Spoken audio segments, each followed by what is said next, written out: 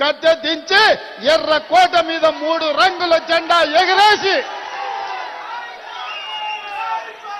ఎర్రకోట మీద 3 రంగుల జెండాను ఎగరేసి మా నాయకుడు రాహుల్ గాంధీ గారిని దేశ ప్రధానమంత్రిగా చేసి 42% ఓబీసీ రిజర్వేషన్లను సాధించుకునే వరకు ఇక్కడ ఉన్న వాళ్ళు ఎవరు నిద్రపోరన్న మాట నరేంద్ర మోడీ గారికి నేను విజ్ఞప్తి చేస్తున్నా. మిత్రులారా, ఈ వేదిక మీద నుంచి నేను విజ్ఞప్తి చేస్తున్న ఈ భారత ప్రధానమంత్రి గారికి, అయ్యా నరేంద్ర మోడీ గారు, మీ గుజరాత్ నుంచి గుంట భూమి మేము అడగలే, మీ పోర్బందర్ పోర్టు నుంచి చుక్క నీళ్లు అడగలే, మా తెలంగాణ రాష్ట్రంలో మా గడ్డ మీద మా బలైన వర్గాల సోదరులకు మేము 42% రిజర్వేషన్లు ఇచ్చుకుంటామంటే మీ గుజరాత్ వాళ్ళకు వచ్చిన కడుపు మంటేందని నేను అడగదలుచుకున్నా.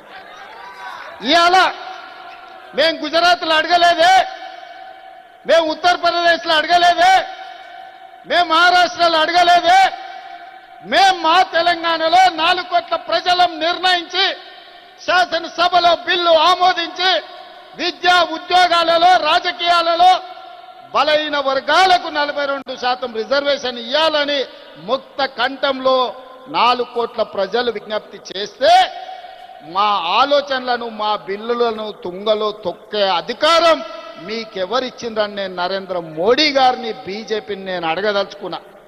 ఇవాళ నరేంద్ర మోడీ గారు మన బద్ధ శత్రు, మన బలైన వర్గాలకు న్యాయం చెయ్యాలన్న ఆలోచన ఆయనకు లేదు.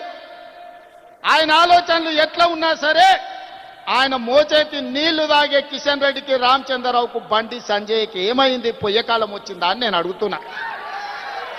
మళ్ళా రా మీరు తెలంగాణకు, మళ్ళీ అడగరా ఓట్లు తెలంగాణలో బలైన వర్గాలకు, మళ్ళా రా దళిత కాలనీలకు, మళ్ళా కలవరా ఆదివాసీలను. తెలంగాణ రాష్ట్ర ప్రజలతో మీ అవసరం తీరిపోయిందా? మీ బంధం తెగిపోయిందా? పేరు బంధం తెగిపోయిన తెలంగాణ రాష్ట్ర సమితి మీ పేగు బంధం కూడా తెలంగాణతో తెగిపోయిందా? మీరెందుకు మోడీతో అంటగాగుతున్నారు? ఇవాళ ఈ ధర్నాకు మీరెందుకు రాలేదు అని నేను బీఆర్ఎస్ వాళ్ళని అడుగుతున్నా. బీజేపీ వాళ్ళు నరేంద్ర మోడీ గారి మోచేతి నీళ్లు తాగొచ్చు, మరి బీఆర్ఎస్ వాళ్ళు మోడీ గారి చెప్పులు మోసి బతుకుతున్నారా? మీరు మాకండగా నిలబడకుండా నిన్న ఓ సన్నాసి మాట్లాడతాడు, ఎన్నికల కమిషన్ కలవనికి వచ్చిన ఢిల్లీకని రేవంత్ రెడ్డి జంతర్ మంతర్ల డ్రామా చేస్తున్నాడు. నేను అడగదలుచుకున్న మా బలైన వర్గాల సోదరులు, అయ్యా మన దీక్ష వాళ్ళకు ఒక డ్రామాలాగా కనిపిస్తుంది. ఆయన పేరే డ్రామారావు. డ్రామా నీ ఇంట్లో ఉంది, నీ ఒంట్లో ఉంది, నీ రక్తంలో ఉంది, నీ పేరులో ఉంది, మీ మొత్తం కుటుంబమే డ్రామాలేసి బతికే కుటుంబం మీది. మాకు డ్రామాలు అవసరం లేదు, చిత్తశుద్ధి ఉంది.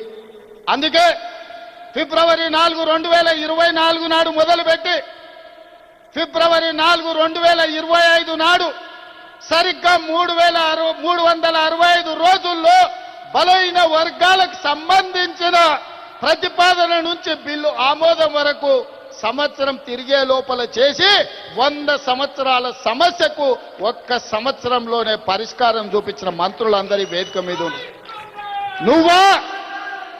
నువ్వా దిక్కుమాలినోడా మా చిత్తశుద్ధిని ప్రశ్నించేది?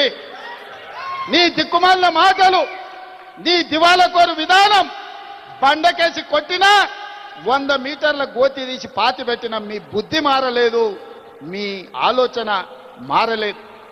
అందుకే ఇవాళ మీ ఇంట్లోనే చక్కగా లేరు. ఒకరు బీసీకి అనుకూలం అంటే ఇంకొకరు వ్యతిరేకం అంటారు, మూడోగా ఆయన మధ్యస్థం అంటారు. నేను అటు కాదు, నేను ఇటు కాదు అంటాడు. ఈయన ఈ అటు ఇటు కానోడు కూడా నా గురించి మాట్లాడతాడు. అందుకే మిత్రులారా, ఇవాళ మన చిత్తశుద్ధిని ఎవడు ప్రశ్నించలేడు. ఇవాళ తెలంగాణ మోడలే దేశానికి రోల్ మోడల్ అయ్యింది. ఇవాళ ఈ తెలంగాణ మోడల్, ఈ కులగణన, ఈ జనగణన, ఈ 42% రిజర్వేషన్ దేశ రాజకీయాలలో సునామీని సృష్టించబోతుంది. ఆ సునామీలో ఎన్డీఏ బంగాళాఖాతంలో కలవబోతుంది. నరేంద్ర మోడీ గారు కుర్చీ దిగబోతున్నారు. ఆనాడు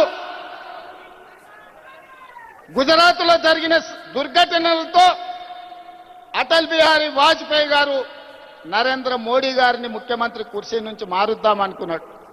అది సాధ్యపడలేదు. నిన్నగాక మొన్న ఆర్ఎస్ఎస్ పెద్ద మోహన్ భగవత్ గారు ఇంకొక మాట అన్నారు. 75 సంవత్సరాలు పూర్తయిన ప్రతి ఒక్కరూ పదవుల నుంచి దిగాలి.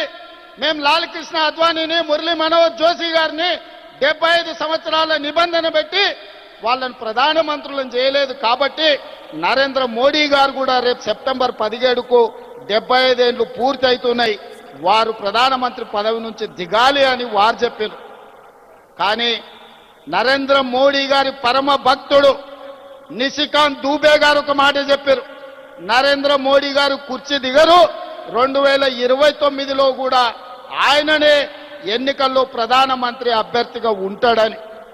నేను ఒక మాట చెప్పదలుచుకునే వేదిక మీద, నరేంద్ర మోడీ గారు మీరు దిగొద్దు కుర్చీ, 2029 వరకు మీరే ఉండాలి. 2029 ఎన్నికల్లో అటల్ బిహారీ వాజ్పేయి ఆర్ఎస్ఎస్ చేయలేని పని, నరేంద్ర మోడీని గద్దెదించే పని మా సోదరుడు, మా నాయకుడు రాహుల్ గాంధీ గారు, మా నాయకుడు రాహుల్ గాంధీ గారి నేతృత్వంలో మా ప్రతి కాంగ్రెస్ పార్టీ కార్యకర్త దేశం నలుమూలల నుంచి కార్యోన్ముఖులై ఎన్నికల యుద్ధ రంగంలో నరేంద్ర మోడీని ఓడిస్తాం, ఢిల్లీ గద్దె నుంచి నరేంద్ర మోడీని దించుతాం. ఇదే మా శపథం అని చెప్పి జంతర్ మంతర్ సాక్షిగా నేను చెప్పదలుచుకున్నా. నిశికాంత్ దుబే ఇంకొక మాట అన్నాడు, నరేంద్ర మోడీ గారు లేకపోతే బీజేపీకి 150 సీట్లు కూడా రావు అని. నిశికాంత్ దూబే గారికి వేదిక